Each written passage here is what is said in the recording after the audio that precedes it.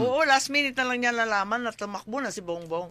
And then later on with Sara, he did not So know. originally, sa sinabi mo na, willing si Bongbong talagang magsitol sa pagka-vice president ni Sara. Yun lang talaga ang gusto. Yun Oo, lang oo. talaga. Kasi akala namin tatakbo. Bakit naman hindi tatakbo? Sobrang lakas. Oo. Paano mag-term sharing na ganun kalakas? So how did you convince Inday to run to slide down and Ay, run naku, you have to ask her. Up to now, I don't know what changed her mind. Kasi ayaw niya. Talagang Oo. bumalik na yan sa Davao. Dahil yung taong bayan, ang perception nila ay ikaw ay may malaking role dyan sa pag-convince kay Inday. Well, kinausap ko siya. Sabi niya, we have a duty to serve, di ba? Yung pag tinawag ka, talaga naman, hindi ka mag-serve. Sabi niya, mag-serve naman ako, mayor. Sabi ko, hindi national eh. Kasi yun ang hinihingi ng tao na may kasunod yung tatay mo. Ayun, na-convince naman. Tapos yung kuwan siya, alam mo naman, si VP, ibang klase, sabi niya, naku, baka mahina ako dyan. Parang si Bongbong, matalo kami kasi pag Duterte at Marcos, kailangan presidential. Matalo pa ako sa VP. Nagpa-survey pa kami, dalawang survey. Naku, araw ng patay nun. Sabi ko, paano ako magpa-survey sa patay nito? Pero nakaproduce kami ng quick survey, tapos marami siyang kinausap, and then finally, nung kausap na niya yung pamilya niya, except her dad, ayun, umatras na si Baste, siya na nag-file. So parang grabe yung dahil Solid North. Matindi rin yung pressure sa kanya. Oo. Masyadong disappointed yung kanyang mga followers ng Duterte kung walang Duterte sa balota. Oo. Parang Solid North dahil kayo doon sa North, then Solid South dahil kay Yes. VP Inday. Eh, kaya unbeatable. Will you admit that without the Dutertes, hindi maging presidente si BBM? Sinabi ko talaga kay Mayor Inday. Sinabi ko, sabi niya, kayo na mag-file diyan, magpila kayo. Sabi ko, hindi, talo. Sabi ko, talo. Look at the numbers. Talo talaga. Tapos sabi niya, what do you mean? Saan kami kukuha ng boto sa Vismin? Region 8 lang kami. Saan kami kukuha ng boto dyan? Alam mo naman, Cebu. So it was really strategic, no? At saka, diretso ako. Hindi naman ako nagpakiyaw-kiyaw. Sinabi kong diretso, talo. Kailangan ka sa balota. Hindi talaga mabubuo ito. So it was really strategic na kailangan kunin si Inday na running mate upang manalo sa 2022 election. Ay, kaya nga, maraming nagagalit sa akin. Nagamit daw si Inday. Sa akin naman, gusto ko lang din continuity, di ba? Waray samok ba? Para tuloy-tuloy yung mga ginawa ni Presidente Duterte. Hindi katulad ngayon, ang gulo-gulo. Wala na tayong narinig, kundi skandalo, kurakot. Ano ba yan? Ang hirap ng ganyan eh. Naging politika na nabaon tayo sa impeachment instead of oil shock. Ano ba ito?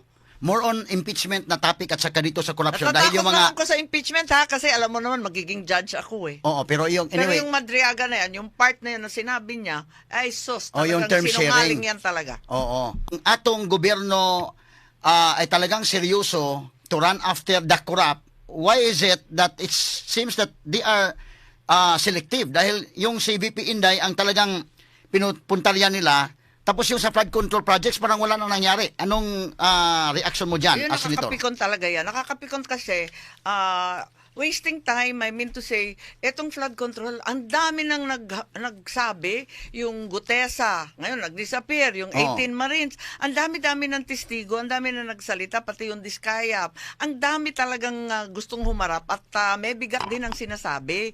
Kahit sabihin natin na yung iba medyo malabo or alanganin, dapat pakinggan lahat yan. Kasi importante na mahabol yung mga kawatan, isoli yung mga pera kasi we really need the money now.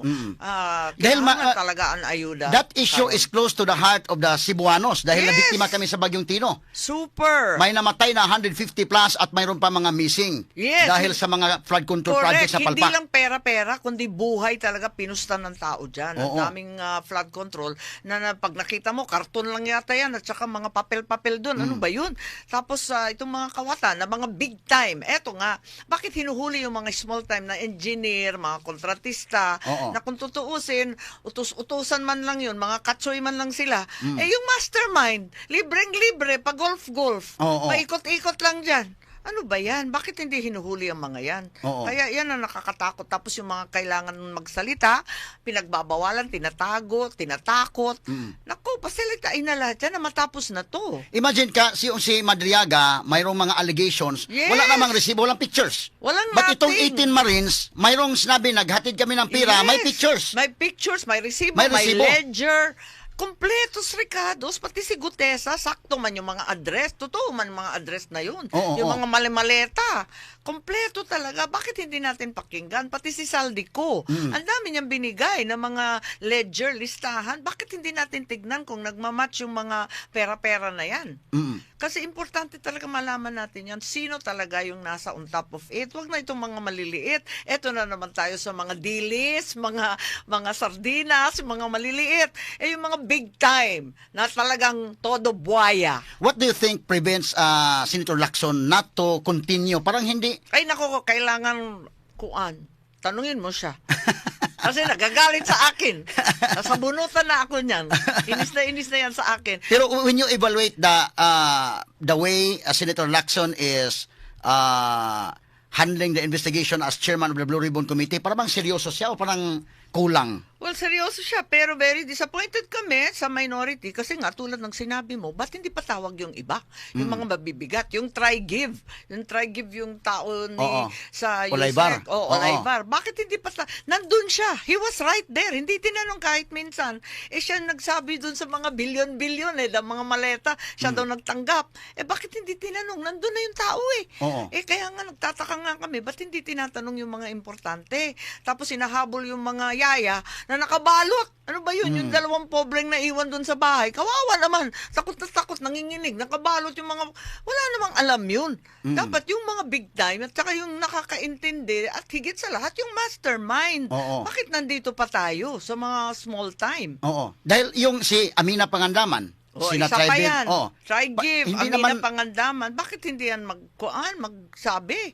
At patawag yan lahat. Sila Oo. na magkwento, yung mga unprogrammed na biglang nare-release bilyones. That's the biggest slash fund in the entire budget. Ano bang kalokohan yan? Unprogrammed yan, ha? Supposed to be, hindi yan gagalawin unless may extra pera. Ay nako, magulo. Hindi namin naintindihan. Kaya gumawa kami ng sariling report, minority report. Nagalit naman sila, bad manners daw mag-minority report. Sabi ko, since when naman bawal magsalita? Demokrasya man to. Dapat lahat pakinggan. If you don't mind, let me ask you about a more sensitive question. No? Kumusta yung relasyon ninyo ni brother mo, BBM? Ay, wala na. Hindi ko na siya nakikita. Siguro isang taon na mahigit.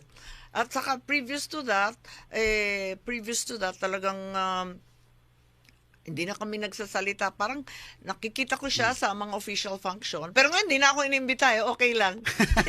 Pero Hindi kung na ako magkita kayo, mag-hug naman kayo, magbibiso-biso naman kayo. Actually, mabait naman si Bongbong. Okay lang naman all the time. Parati naman siya very proper. Kaya lang, yun nga, ang nasusunod, minsan hindi naman yata siya. Marami talagang buhaya sa palasyo. So sa Kaya tingin ganun. ninyo, mayroong ibang tao dyan na yung responsible of running the country, hindi na si BBM? Ewan ko kung sino-sino yata ang nasusunod Kung minsan, naaawa na nga ako sa itsura. Tapos nung sinabi ko nga na baka drugs ang problema at may Oo. sakit, wala pang 2 buwan diniretso na sa ospital. Ilang beses na nag-ospital. Oo. Kaya, very, very worried about his health. Sana pagpagaling na lang. Sabi ko, uwi na lang tayo at pagpagamot ka. Hindi bale na kung itong mga posisyon, mga poder. Oo. Hayaan mo na yan. Magpagaling ka muna. Kumusta yung health condition niya? I have no idea kung ano nababasa nyo sa dyaryo. Yun nga, isa pa yun, sana mag-medical bulletin yung doktor tapos pakita yung kuan. Kasi, di ba, pag mataas na opisyal, kailangan talaga nasabihin sa tao kasi capacity, di ba? Alam Oo. naman natin yan. Kaya, mahirap yung ganon, yung mga kung sino-sino spokesman na hindi naman doktor at wala naman medical bulletin. Mahirap lahat talaga, haka-haka. Mukha namang mas okay siya ngayon, tumaba ng konti, pero hindi natin alam. Pero noon, sa hindi pa siya presidente, yung talagang close kayo. Dahil ang persepsyon ng tao, kayo talaga ang close Dahil kayo pabalik-balik doon sa Davao, ikaw ay may malaking role na yun ang persepsyon ng tao, ha?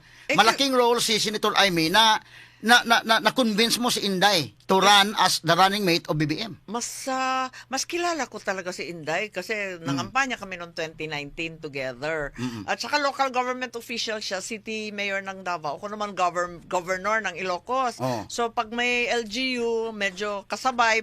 Dito sa Cebu nga, magkasabay kami nung time na yon. Tapos yung 2019, nangampanya siya for us. Mga hugpong man kami. Mga guest candidate kami ng hugpong. So mas kilala ko. Si Bongbong hindi niya kilala masyado.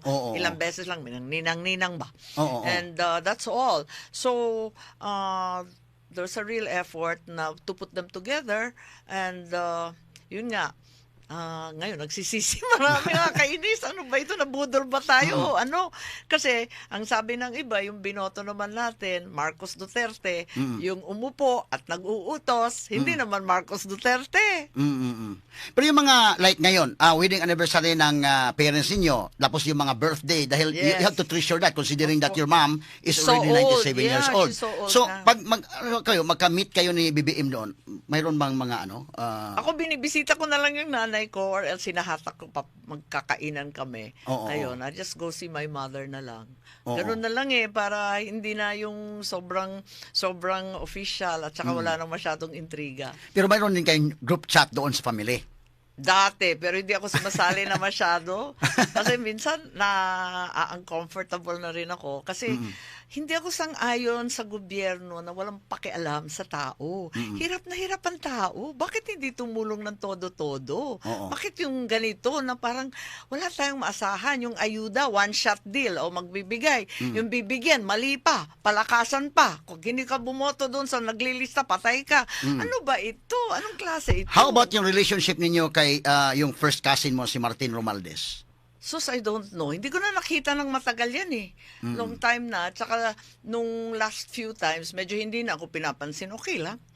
Okay lang. Pero dati, hindi naman ganyan yan. Nagugulat lang ako. Later on, it became a whole different story. Ang naririnig ko, siya na nagmamando ng lahat.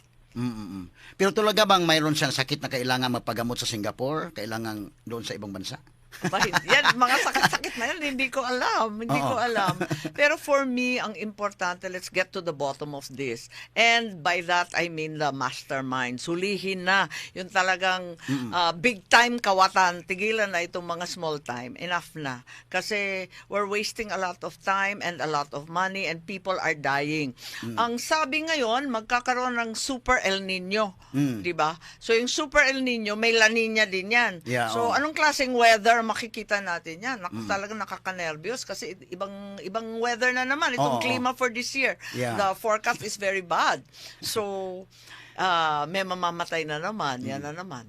But going back to Martin, dahil gusto niya magpunta ng Singapore dahil magpagamot daw doon. Tapos yun Sabi, rineject daw. Yeah, nireject ni Remulla Boyeng sa ombudsman. Okay.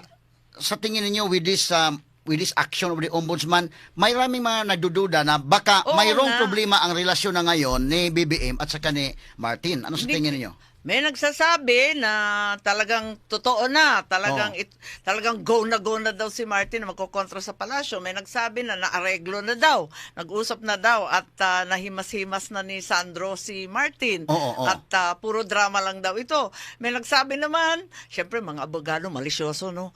Sabi talaga na, gusto lang daw ipain yung kaso, tapos i-drag, i-delay, tapos ang ending, dismiss on technical deficiencies by 2028 kampanya, hindi na mahalata yan, or midnight ipapardon ni BBM para sa next 2028 kung sino man umupo, double jeopardy na. Kasi same facts hindi na pwede i-charge at i-try ulit.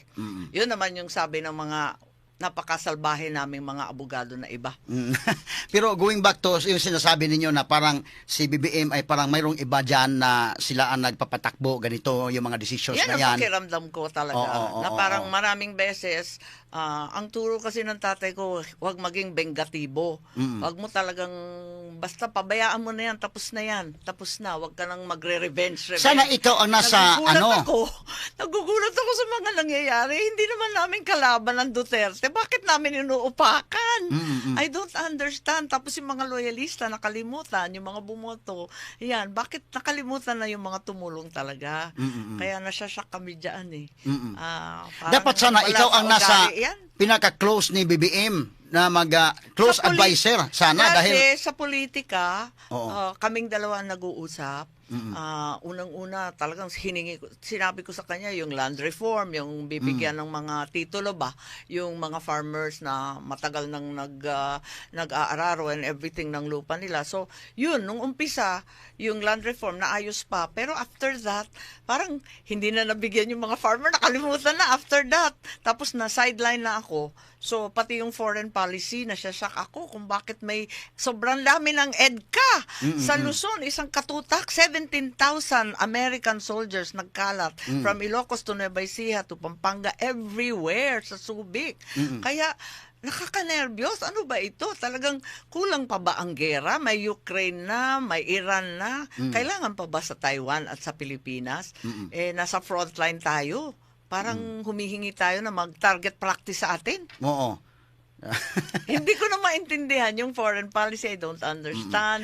This very vindictive, trapo, bulok na politika. Hindi ko maintindihan. Now, going back to yung sinasabi mo na baka mayroong ibang tao dyan na nag-decide aside ni BBM, no? Yung taong bayan kasi, gusto lang malaman bakit na ipinadala yung si PRRD doon sa Daheg. Sino ba talaga sa tingin ninyo ang may desisyon na kailangan ipadala sa doon? Yun, di ba, yun Kung hindi si BBM? Di ba nag-imbestiga ako niyan? Yeah, oo. Tapos nag-hearing kami. Siyempre, from the top yan, all the way down. Hindi naman mangyayari yan kung hindi inutusan yan. Lahat naman sila, pag tinanong mo, pag nasa hearing, pinag-utusan lang ako. Oo. Lahat na So lang sa tingin sila ninyo, sino talaga nasa taas na nag-utos? Sila talaga nagdesisyon na magandang paalisin na yung matanda. Siguro, alala no, yung pinatawag siya ng Congress, pinatawag ng Senate, tapos pinalakpakan siya ng tao. Ako ang sisihin ninyo. Alala niyo yun? PRRD talaga, ibang klase talaga si Digong eh. Pumunta doon, tapos mas lalo siyang minahal ng tao at naawa yung tao sa kanya nung kinaladkad siya sa Congress at saka sa Senate. Parang napikon yata sa kanya. Siguro, ewan ko, hindi ko alam. Tapos ewan ko bakit pumasok ang ulo na pakialaman tayo ng foreign, ICC, as if naman walang abogado sa Pilipinas, parang serado na lahat ng korte, bulok na lahat ng judge. Tama ba yun? Dahil alam naman natin, yung ICC na yan, wala namang power to arrest, wala namang police sila, at saka even yung si Netanyahu, si Putin, wala, at saka di ba? Wala silang pakialam. pati yung si Ayatollah Ali Khamenei. Oo, lahat yan, may kaso dyan. Pero walang magawa yung ICC. Walang magawa. But in our part, Sa Italy pa nga, sinoli pa. Oo. Sa Italy, terorista yun ha. Sinoli pa kasi wala daw jurisdiction. but what is ironic was that the Philippine government ay siyang nag-turn over kay President Duterte doon sa Yun kanila. na nga, ibig sabihin, no, hindi kaya dito sa Pilipinas. Anong klase yun? Takot sila? Hindi ko talaga matanggap yun. Nakaka-insulto masyado sa Pilipino. We are a failed state and our judiciary has shut down. There's no functioning legal system. Hindi naman totoo yun Ano ba naman yan? Kaya, grabe talaga. Tsaka, ngayon pa na matanda na, mahina na, may sakit na, at hindi na siya nakaupo. Wala na siyang mauutusan. Oo. Pwede ba yun? Tapos nagtataka sila kung bakit ang popular daw, nagagalit, bakit daw popular si VP Sara. Siyempre, ang Pilipino hindi kaya tanggapin na inaapi ang tao. Aapihin mo, matanda na, may sakit. Tama ba yun? So going back to the impeachment, dahil itong sa lower house, doon sa House Committee on Justice, 53 yung bumoto. Yes. No, unanimous. Yes. And doon sa plenary, parang maybe we can predict what will happen in the plenary. I think they can get the 1/3 votes doon. Madali lang yung 106, di ba? Oo. So Parang mayroong madali talagang numbers doon sa lower house. But do you think there's a number in the Senate to convict, Sarah? Ako, binibiro ko nga yung mga congressman. Sabi ko, hindi pa nare-release yung mga project ng mga distrito ninyo. Kasi ang tagal kong congressman, 12 years, overstaying man ako. Sabi, alam ko naman, you have to bring home the bacon. Kung wala kang project sa distrito mo, patay ka. Eh, wala pang nare-release, kaya wala pang pera. FLR daw, for later release, for never release. So, yun, pa-jogging-jogging. Sabi ko, bakit kayo nagmi-mini trial dyan sa Congress? Hindi ba sufficiency in form and substance? At probable cause. Tapos na. Oo. Go. And then, sabi nila, kasi papatawag ng testigo, papakuha ng dokumento. Bakit? Yan ang trabaho ng Senate. So anyway, regardless of all this kachismisan, ang feeling ko, they can come up with that 1/3, 106. I don't think that's a huge number. Kaya nila yan, padala sa Senate. And pagdating sa Senate, sinabi naman ni SP, hindi ako pumunta sa lunch, nag-meeting sila kahapon. Ang sabi nila na something like yung forthwith kay Senator Soto, kay SP Soto, ang forthwith, ang meaning daw nun, agad-agad, the very next day. Yeah, Hindi pareho ng Supreme Court. But at least the Supreme Court has spoken But already. the Supreme Court has already said. Ano ba? Anyway, binaliwala na rin yung Supreme Court. Baka balik na naman sa ICC, pati ba naman yan? Kaka-insulto na ito. Anyway, pagdating sa Senate, kung may boto o hindi, mahirap magsalita. Pero alam ko na marami sa aking kasamahan, ayaw ng gulo. Hindi naman mga basagulero yung mga senador. At saka, kahit papano, may national concern naman yan. Alam naman nila na dapat ang tutukan itong problema ng tao sa mataas na bilihin at gasolina. Bilang an experienced legislator both in the lower house and upper house of Congress, papaano ba mag-decide, magbuto ng impeachment? Anong kaibahan kung ikaw isang congressman, magbuto ka na to initiate an impeachment at Right. yung senator, kung mabuto, ano ba ang mga talagang mga factors that you need to weigh things out? Right. Firstly, ang impeachment is not an ordinary judicial proceeding. We all know, it's political. Yeah, oo. Hindi naman legal yan, political yan. Kaya titimbang mo rin yung political weight, hindi ba? Hindi lang talagang legal. So sa House, we know naman, ang titingnan lang nila, tama ba yung papel, kompleto ba yung address, yung pangalan, ganyan, sufficient inform. In substance, mukha naman may ebidensya, mukha naman matino yung testigo. Ayan, di probable cause na siya. Diretso na yan sa Senate. Sa Senate, mismo na yung trial. Hindi mini-trial dyan sa ibaba, kundi talagang trial full-blown with the testigo, ebidensya, and then you have to weigh it on its face. And then the merits, yun na ang ititimbang. So, yan ang titignan namin bilang judges. Maraming mga re-electionist dyan sa Ayan Senado. na nga. Totoo ba na aside from closely evaluating the evidence, the senator judges will also consider ano ang pulso ng taong bayan? Well, sa palagay ko, ang Senate is always thinking of the national. Kaya maganda rin na may Senate kasi at least national yung perspective, hindi lokal na masyado. Okay din talaga. Kaya, pag nakita naman ng senador, halimbawa, na magkakawatak-watak yung Pilipinas ng lalo. Watak-watak na nga May Luzon, may Bismin, ano ba yan? May agriculture, may syudad. Pag nakita na yung tuloy-tuloy na impeachment at talagang makakasira lang sa bansa at magpapahirap sa tao at todo gastos, aksaya ng panahon, I think they will vote also according to conscience, both with the evidence as well as the circumstances involved. So dalawa ang mangyayari, no? Realistically speaking, pag matuloy ang impeachment ni VP Sara, dalawa ang mangyari. Either makonvict siya That's right. or ma-acquitted siya doon sa Senate. Now, if she will be convicted in the Senate impeachment court, what will happen is she will be removed from office and she could not run as president in 2028. Yes. Sa tingin ninyo, sino ang magandang alternative pag hindi na makatakbo si Inday? Maraming nagsabi na, di ba, na in-announce na, hindi ko alam kung official But announcement, from your end, na si Baste. si Baste, Ang palagay ko, dahil sa malasakit ng tao at sa damdam dahil kay PRRD at kay Inday Sara na sa pang-aapin na ginagawa sa kanila, another Duterte would be really the obvious choice. So sabi nila, Baste daw.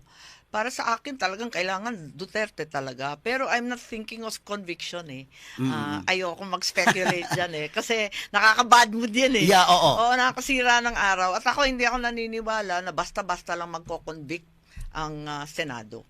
Ang senador ayaw ng gulo. Ayaw talaga. Now, if Sara would not be convicted, she will be acquitted in the Senate. So she could run for president in 2028.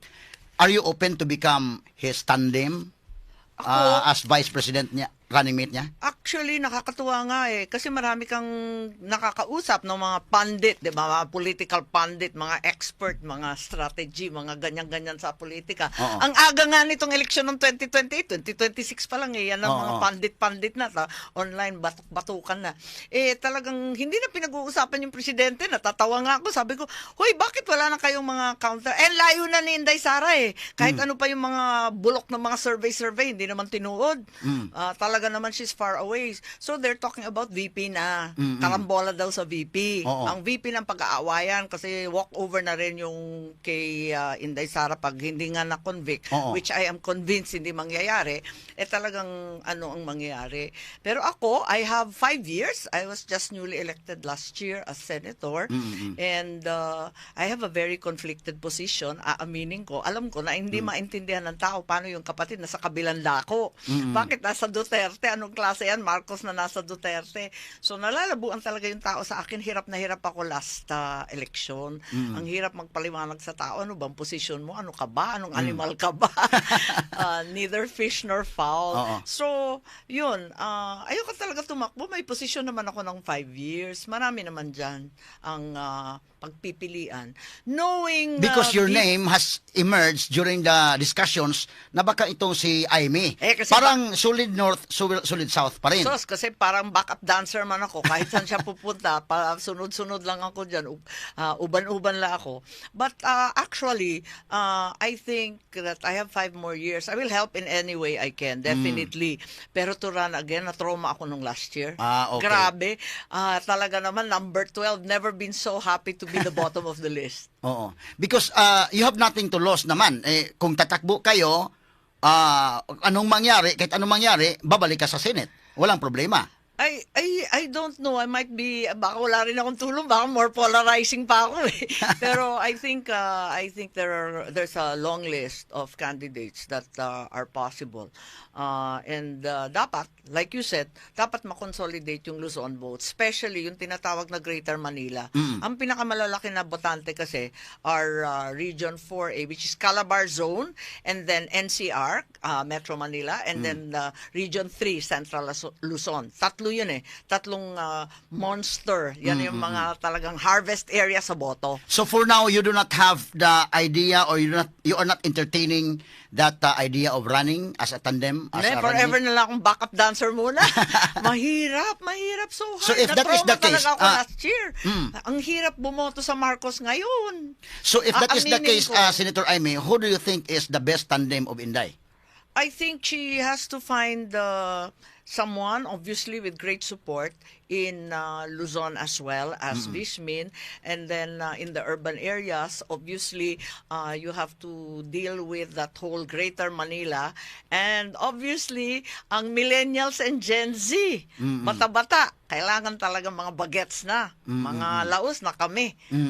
So she has to get someone who's really attractive to the young and also understands the problems that they face.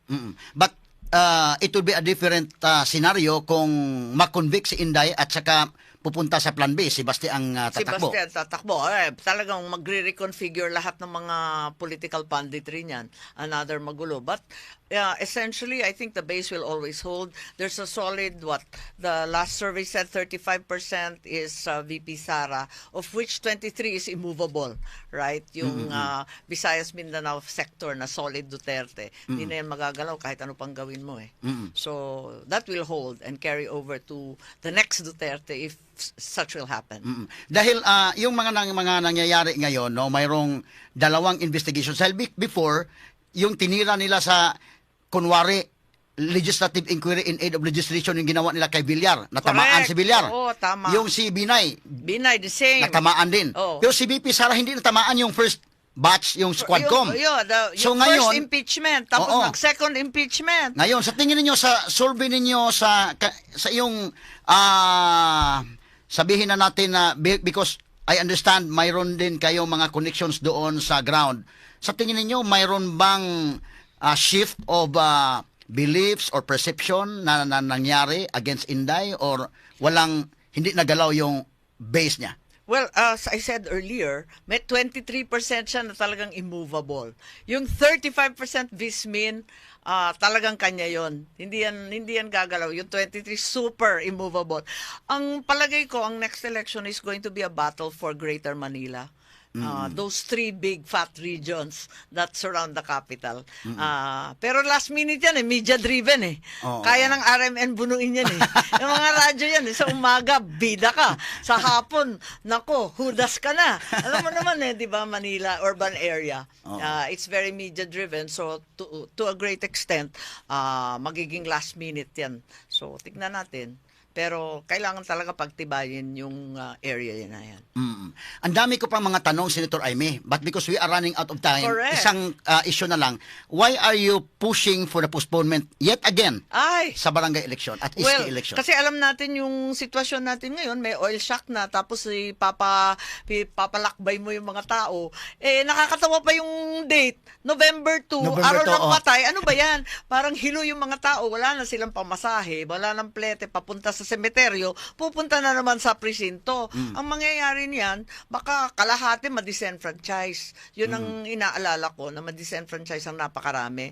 And also, it's just fully supporting the new 4-year term of the barangay and SK na, di ba, 4 years na ang term talaga ng barangay. So might as well, ituloy na ng 4 years. So next year na, i-postpone na ulit. Pero not as postponement, but by way of enforcing the new law para sa akin, para hindi unconstitutional. Sa akin lang yun, baka makachamba. Dahil ako nanggaling sa barangay, nag-umpisa ako sa SK. So I started not as SK, but Kabataang Barangay. Noon. 100 years ago, nung bata pa tayo.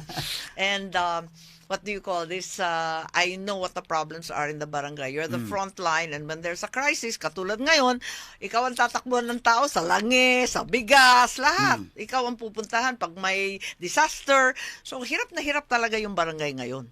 So, sa tingin niyo makakuha kayo ng suporta to postpone again the barangay and SK election? Well, tignan natin, sabay dasal. Sabay dasal. Sana, kasi narinig ko naman, may support naman yata from the higher echelon. Unang-una, tatakot sa gastos lahat ng opisyal. We're just coming from an election, no? A very expensive election. Grabing gastusan last year. Pagkatapos, meron pa tayong BARM, which is kind of bloody. Dahil, first time magkakaroon ng election sa BARM. First time talaga, kaya pinospone na yan ng 3 times.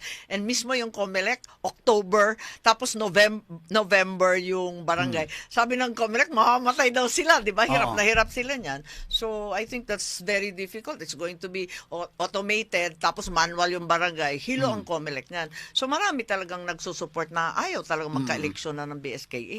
So, in a scale of 1 to 10, what do you think is the number na mapuspon ang election? Sabihin ko 5 out of 10, sabay dasal, sa Diyos na yung kalahati. Parang 50-50 pa rin.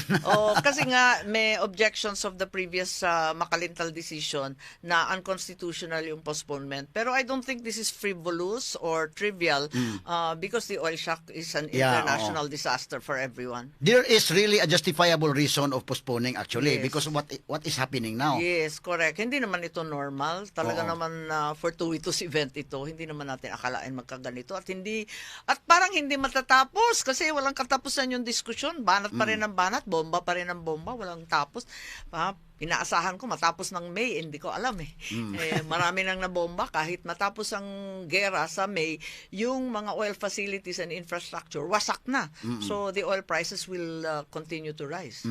Actually, marami pa ko mga katanungan but because we are running out of time, yung mensahe na lang po ninyo, Senator Aimee, sa mga nakikinig natin sa radyo ngayon, sa DYHP at saka sa IFM, yung sister station natin na naka-tie up natin ngayon, and also sa ating mga social media platforms na mga followers natin na nakikinig sa ating broadcast ngayon.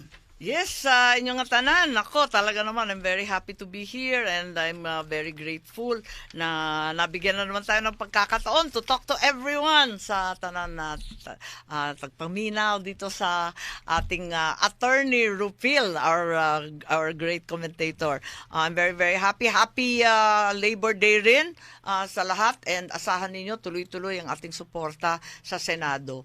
Kukulitin ko sila hanggang makapagbigay ng tulong sa bawat isa suporta sa lahat ng Cebuano, sa lahat ng Bisaya, at kasali pa rin ako dyan, at yung nanay ko makulit, sabi tulungan ng Bisaya, wag makakalimutan, at talagang kinahanglan na talagang we work together for not only our laborers but our farmers, our fisher folk, and all our citizenry. Daghang salamat, Senator Imes, pagbisita na to sa DYH PRM Sibog IFM. Yes, thank you very much. Daghang salamat gyapon. Maayong buntag. Maayong buntag.